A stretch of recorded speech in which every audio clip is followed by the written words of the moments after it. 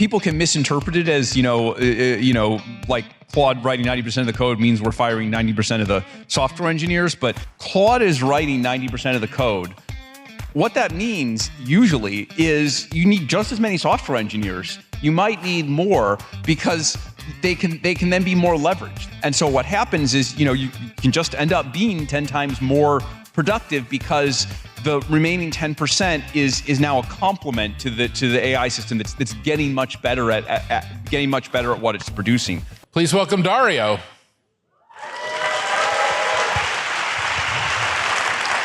Hey, Mark. Thanks for having me. Great to have you, Dario. Welcome. Thank you.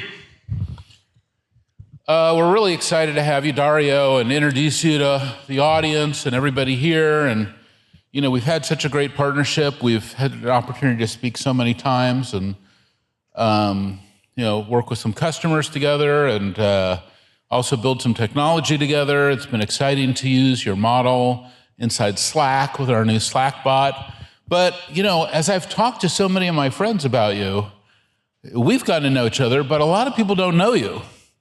So maybe you could tell folks a little about yourself, kind of your beginnings, where you're from, and also kind of, I'll ask you a couple of core questions along the way, but to take it from the start. Yeah, absolutely. So I grew up right here in San Francisco. I was originally interested in science, not in tech per se. So I did my graduate work in neuroscience. I was a postdoc in computational biology at Stanford. And as I was working hard on solving the problems of biology, trying to understand the diseases we face, like cancer, and to understand biology, one of the things I noticed is that the complexity of biology felt like it was beyond human scale. And I was starting to despair a little bit that we would be able to make progress at any speed, just because of, if you've ever seen one of these diagrams of human metabolism, it's just beyond human scale. But almost exactly at the time that I was wondering about this, out of Google, out of University of Toronto, came the first work on deep neural networks. And I looked at it, I replicated some of the results myself. I said, my God, this stuff really works. This stuff's really going to go there. So I went into AI. I ended up working at Google. I joined OpenAI in the early days. I led research there for several years. And was one of the people who kind of documented this trend of exponential scaling of the technology. Myself and the folks who eventually became the Anthropic co-founders were among the first to study the scaling of the technology. And so, around 2019 or 2020, had really two realizations. One was, wow, AI is really gonna, it's gonna scale to the moon. And it's really going to be, this whole thing is going to reshape the economy. It'll take a few years, but it's going to reshape the economy. And, we're there or almost there now.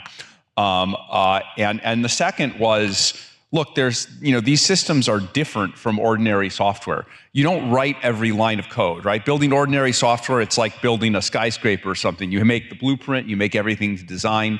This is, ironically, a bit more like biological. It's organic or something. You're growing these models. You set a high-level recipe. It's like growing a plant or baking a cake or something like that. And that unpredictability, combined with the incredible economic impact, means that safety and responsibility are going to be very important to make sure that the models behave predictably, as well as we deploy them and they have enormous impact on the world. We need to make sure that we deploy them responsibly. And so those were kind of the two pillars on which myself and the 7 co-founders who left OpenAI to found Anthropic, generally based our view, and the rest is history. Anthropic has been around for 4.5 years. We're growing very quickly. I think we're at this point by revenue have at least a plurality, perhaps the majority of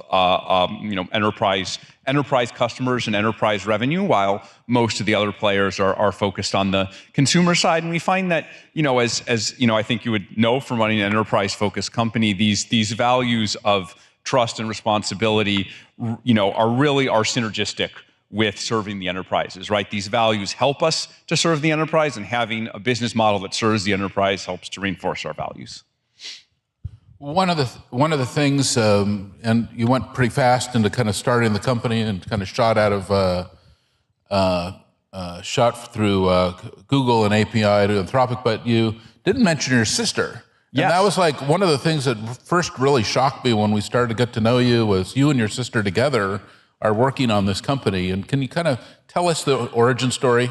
Yeah. So, there's 7 co-founders, and me and Daniela are 2 of them. As I mentioned, we both grew up in San Francisco. We went to Lowell High School, and even very early on, we really figured that we wanted to do. My mom went to Lowell, and she's sitting right there, so she's going to be very happy about that.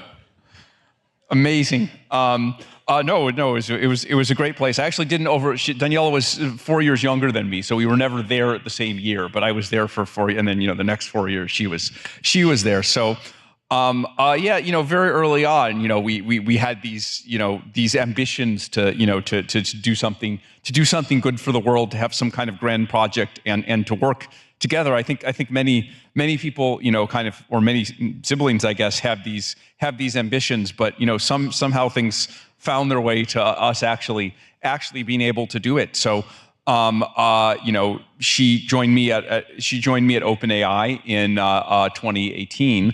And then the 2 of us, along with some folks we worked with, many of whom had been longtime friends, decided to start Anthropic. So me and Daniela essentially run the company together. She's responsible for the day-to-day running of the company. Kind of how the company is put together, how the org runs, what its processes are. Does kind of a fair amount of the kind of the business on the business on the structural side.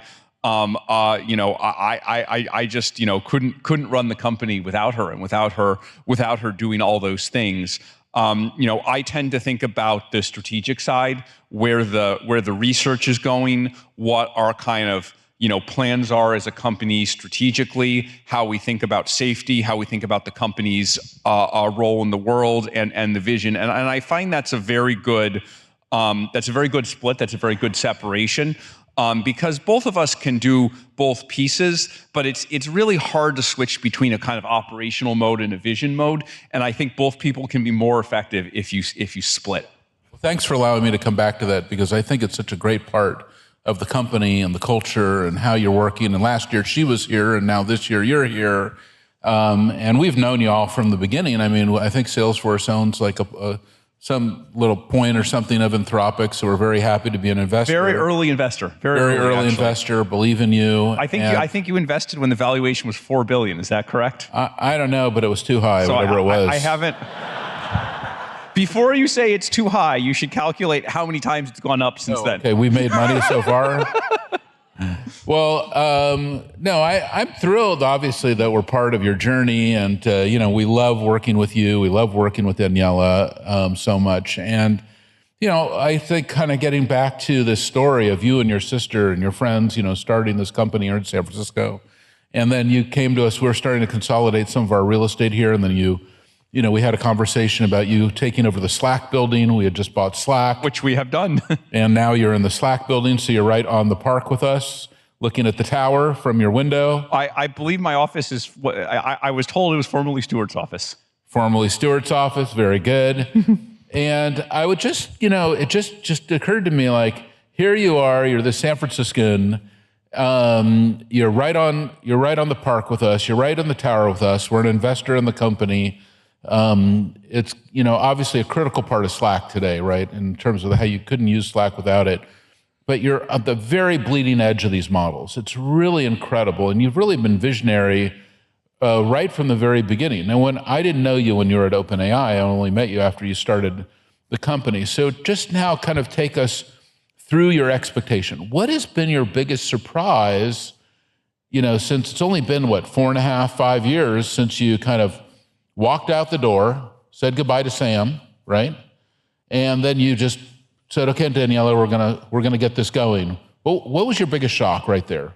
Yeah, I mean, there were so many moments, because I think the last 4.5 years were just so surprising overall. I think at a high level, there's a dichotomy where on one hand, everything we've seen over the last 4.5 years was in some sense predicted by those straight lines on graphs that I made with the scaling laws, right? These enormous data center build-outs, the way that our revenue is going up, 10x per year, the use across the economy. You could see it all in these scribbles on the page, but actually seeing it play out is wild.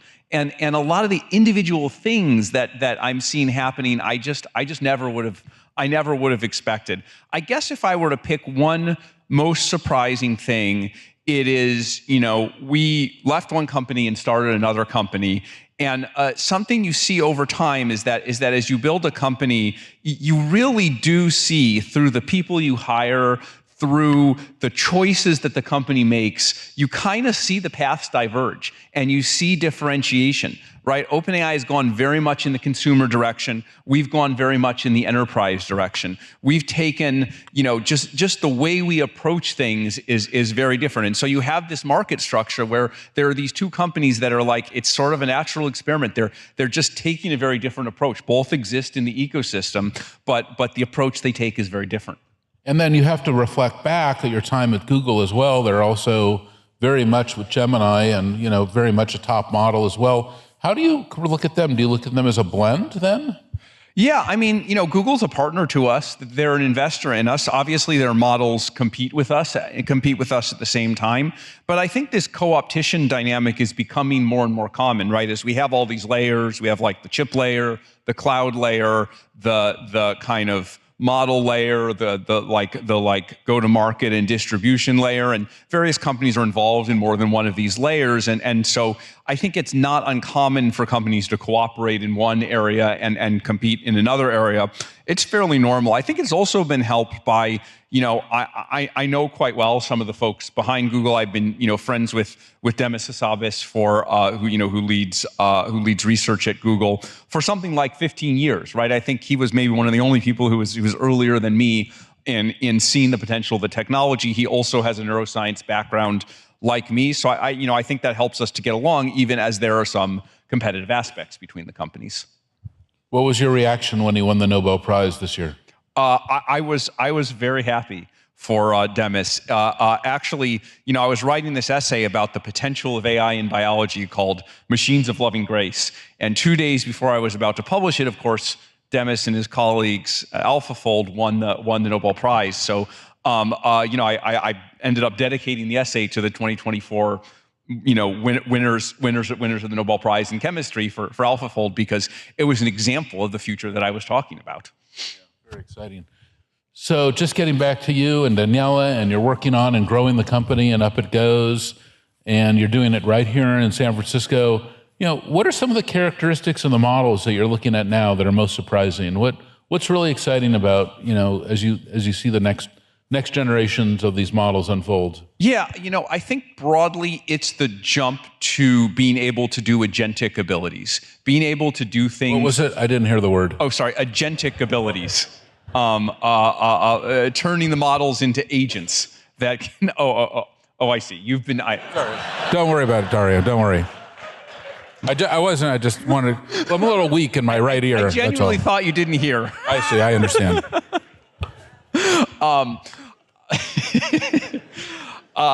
Yeah. It was very funny, wasn't it? Yeah. It's definitely a buzzword, and you've perhaps contributed more than most to making it a buzzword. But I think it's a real thing, which is being able to do tasks end to end in a way that was not possible before. And I think we see it more, in code than we see it in any other area. But I think code is just a leading indicator.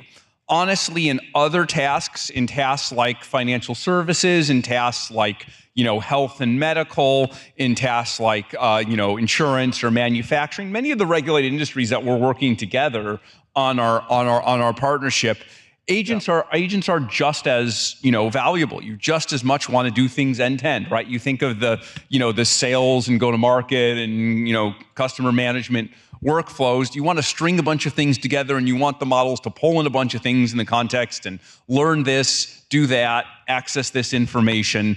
So it's just as valuable. It's just the coders are early adopters. So they've kind of given us a glimpse of the future because they adopt things so quickly. but I think we're going to see a similar spike in other areas.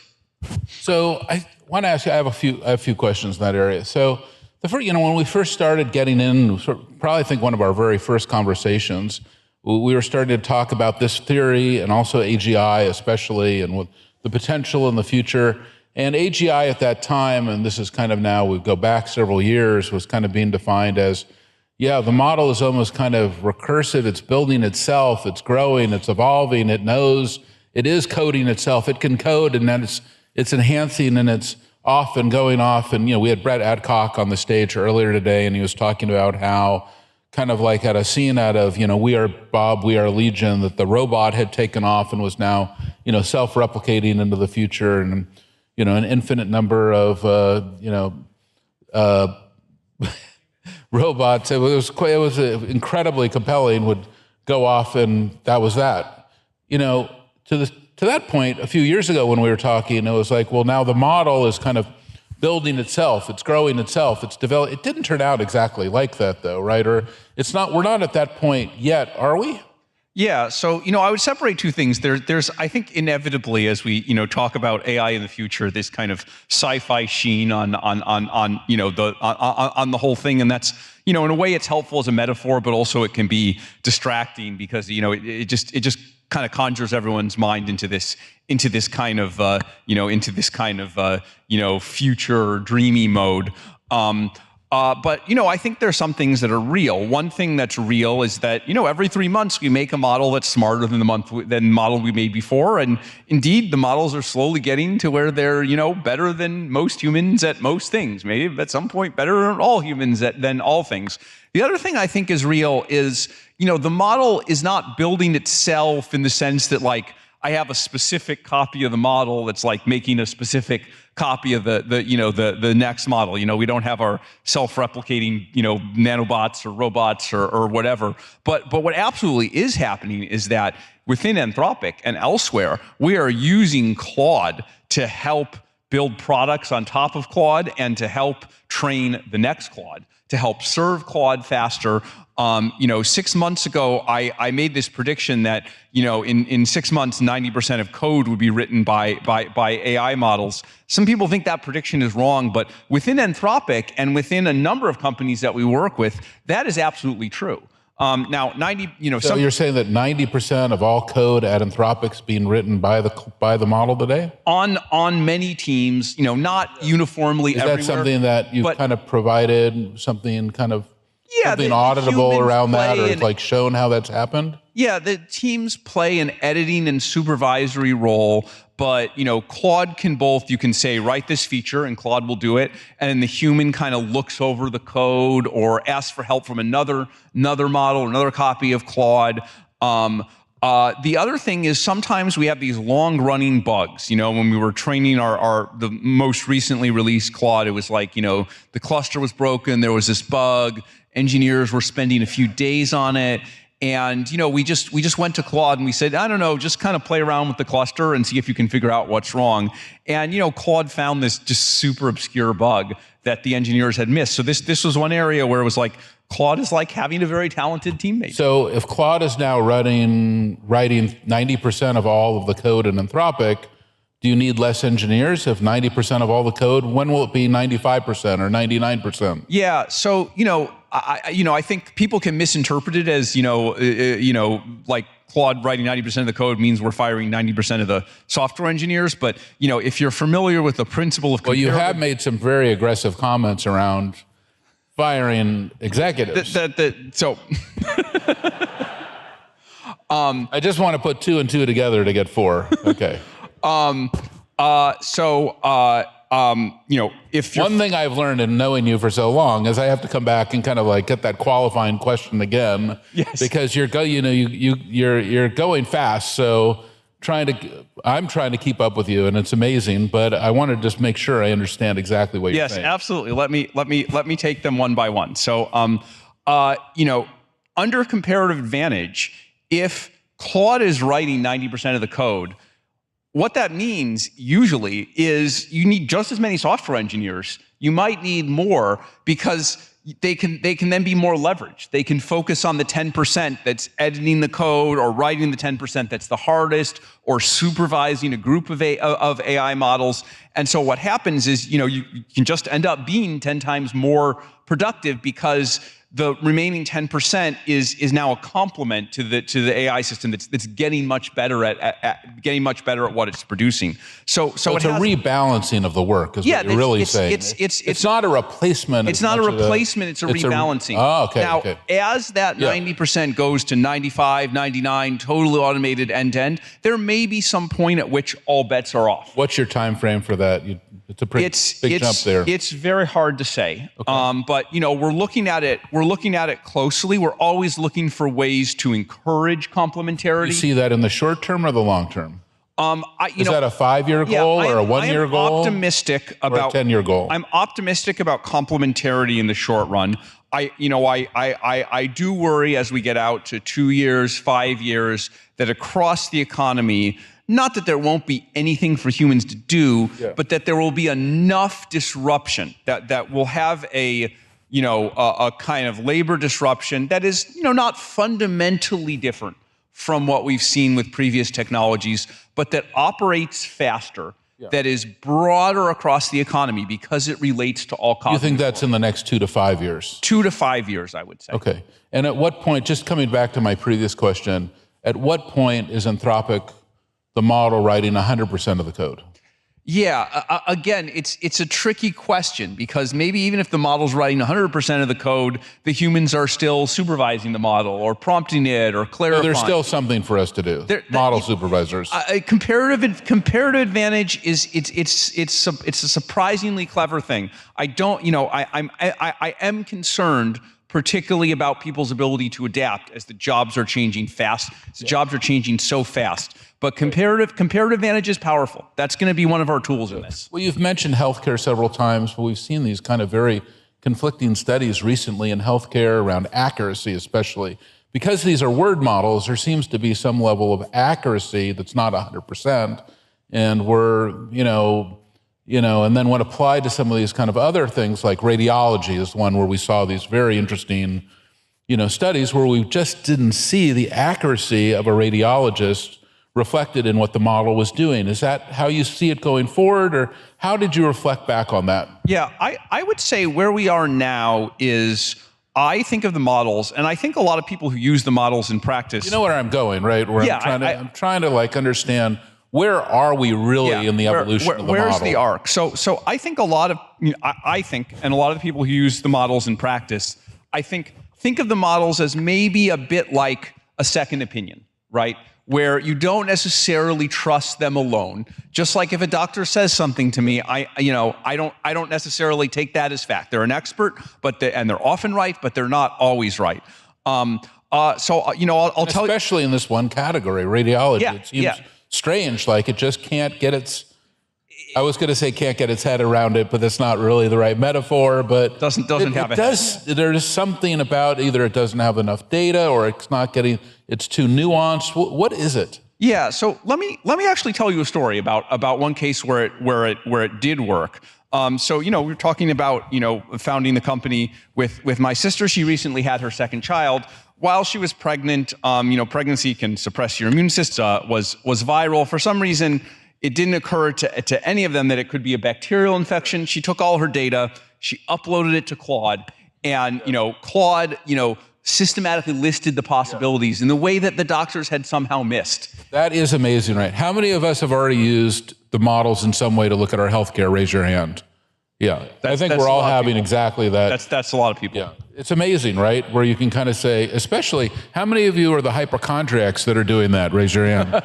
Yeah, I got a few. Okay, I know I'm there. But here's the point, which is Claude listed possibilities. If she had just blindly taken the advice of Claude, that would not have gone well. Claude was good for saying, hey, have you considered this? Have you considered that? So it has this assistive, augmentative ability. Especially in regards to words, right? It's very good on words. Words, yeah. I mean, this specialized stuff of reading images, like, I think that's more about specialized models. Like, if you don't have the right data, maybe it's not doing well again. It's less reflective of the overall. Is that the crux of the issue, like in radiology? Because like when we're saying it's going to improve healthcare, but we also saw this weird study where doctors who were using the models, in some cases, were relying too much of the models and then ending up with bad outcomes. On the other side, then we saw models that were like trying to read radiology, but then were not able to achieve accuracy. There was like this kind of strange bifurcation between the two things. Yeah, I think there's a lot still left to work out in what the role of the human is and what the role of the model is. And of course, that's changing as the models improve rapidly. But I think it's something you often see in new technologies where there's this great technology and then these practical issues of exactly how do you use it, exactly how do you interact with it. They take surprisingly long to work out.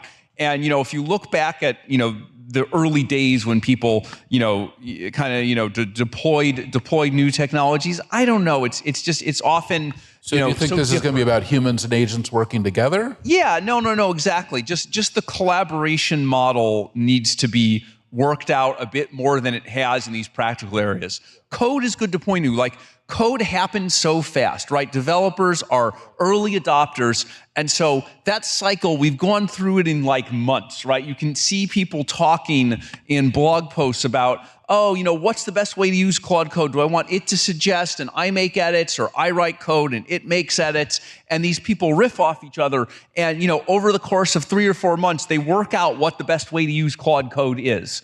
I think that same thing is happening in healthcare and radiology, but because there are a lot of barriers in these industries, because they're high stakes, that process is working itself out much slower.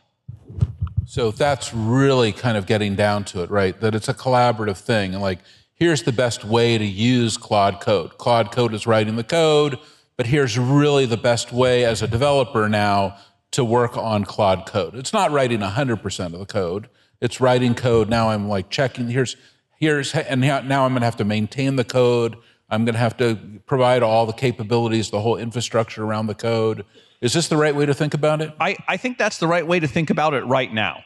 As the models get stronger, then the collaboration may change to more distant supervision by the human. So it's very hard to say what will happen even 6 months from now. But I think what you've said is a very accurate description of where we are now, as of as of Sonnet 4.5, which was the latest model released at, which is probably one of the best coders that we've seen, right? We have these benchmarks that are like, what fraction of, a random sample of GitHub PRs can this thing write from a description? And that's over the last year and a half, that's gone from like 5%, which was basically the thing can't code at all, to something like, 77%.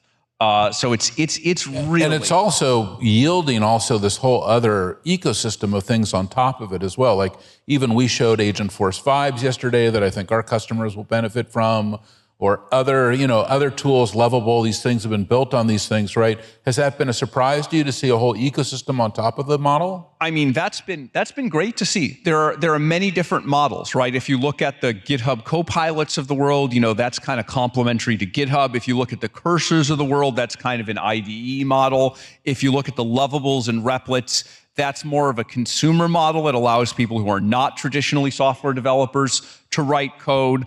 There's like Vercel is like a different way of looking at it. Augment Code, Windsurf. There's a whole ecosystem, and then there's the command line tools like Claude Code.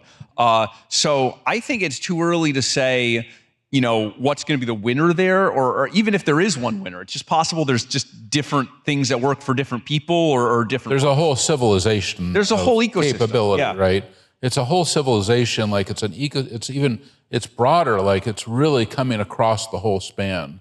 It's really impressive. It's so fundamental that it's able to yield all this incredible innovation from others. Yeah, no, which one of those is the most, like, the one you did not expect? Which one is the one that I most did not expect? I think the model of kind of allowing people to write code end to end, like allowing non-coders to write code, it totally makes sense once I see it, and it's doing really well as a business model. But I just, when I was conceptualizing, Which product do you love the best? Yeah, this is one of those questions that your customers are like your children. You really shouldn't give an answer, so I'm not going to give an answer.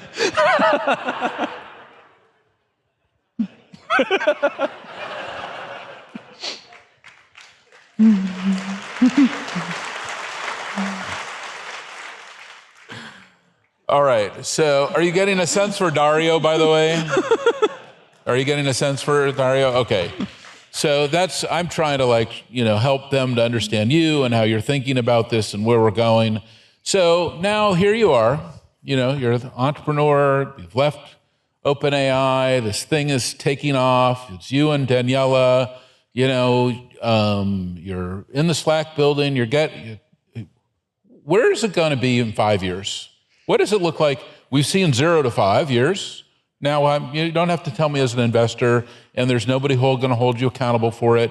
But if you just fantasized out, and now it's not 2025, but it's 2030, and where's Anthropic? What does it look like? Forget about all the other companies and all the other competitors, whatever. Nobody cares. Where's Anthropic 5 years from now? What's your dream? What's your big dream? So, I think maybe one of the best ways to think about this is, I wrote this essay called Machines of Loving Grace, where it was written from a societal perspective, but, of course, the company is trying to enact that and contribute to it. And so you can back out from that where we hope the company will be. So, I really thought of it as like the upside of AI, right? There's lots of concerns with AI. I'm one of the loudest in voicing them, but I am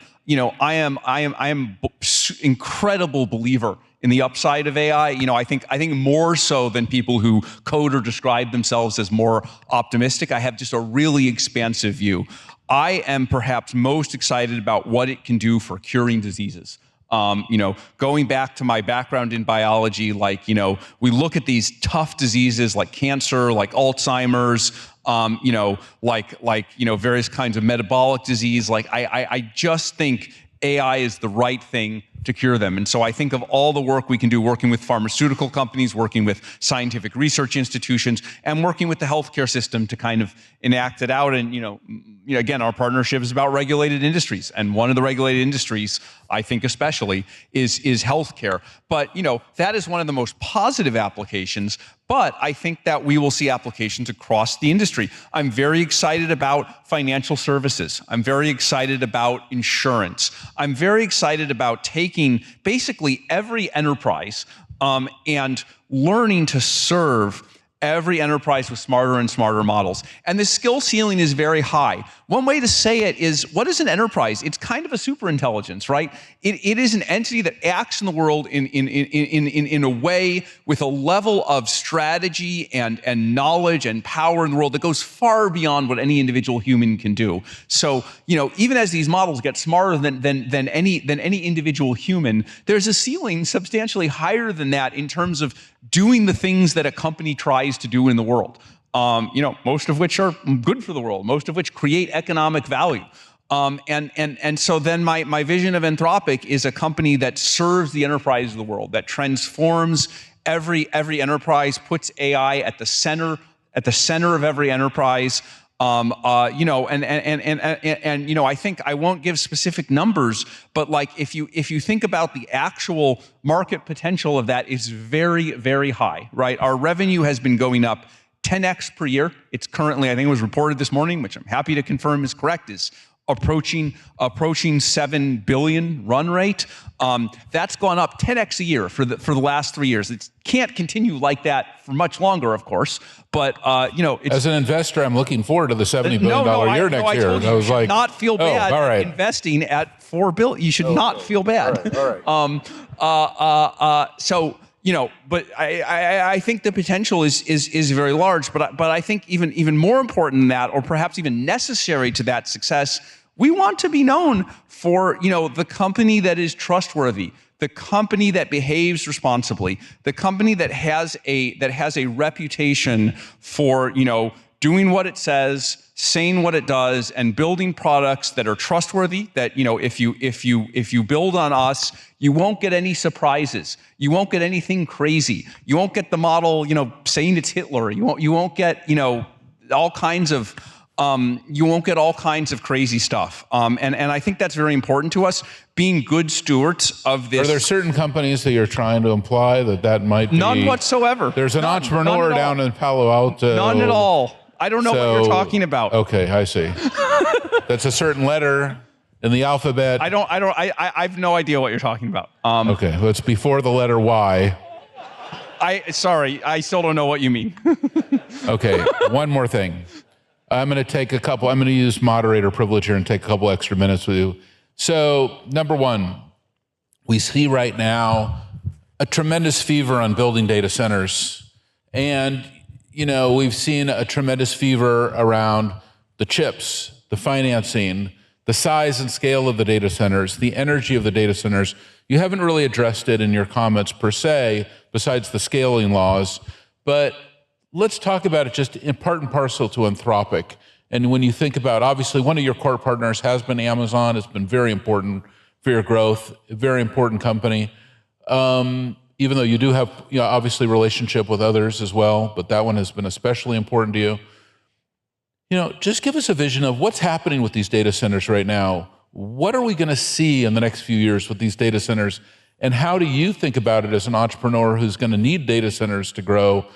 Who will you go to? How will you do it? Will you build your own? Will you just continue to partner? What is your plan? Yeah. So, my view is that there is going to be an enormous need for compute for all the reasons that that we've laid out, right? The scaling laws suggest that we're going to need more and more compute to train smarter and smarter models, and then as the revenue goes up, we're going to need to serve more. We're going to need to serve more of our models. So when that revenue is not 7 billion but 100 billion or more, and when model training requires millions of chips, we're going to need many gigawatts of power to train the models. So we're trying to secure that power basically wherever we can. And I'm confident in the company's ability to do so. I do get a bit worried when the press focuses too much on the building of the data centers and deals to build data centers. Some of these deals seem a little bit fishy. They seem like there may be double counting. And I also worry, again— Which deals are you talking about? I don't know what you're talking about. I have no idea. Who is double counting? These are all public companies. We're going to want to know who's double counting. I don't know. I don't know anything more than What about the ones who are doing triple counting? I don't. There might be some of that too. Oh wow! All right. I don't know. But look. At the end of the day, all this data center stuff is spending money, right? I think the thing that's most important is making money. And so this is why I focus on, the revenue and the actual work that we're doing with businesses. Anthropic is growing faster than any other company in this space. The revenue is growing faster. And, I think basically if the demand is there, if customers want the money and they're willing to pay you, then you are willing to pay your compute providers and you'll get the compute you need at the end of the day. Dario, we could not be more grateful for you to be here, to be in San Francisco, to be a native son, and to Daniela as well, and for everything that you're doing with Anthropic. Congratulations. Please give Dario a round of applause.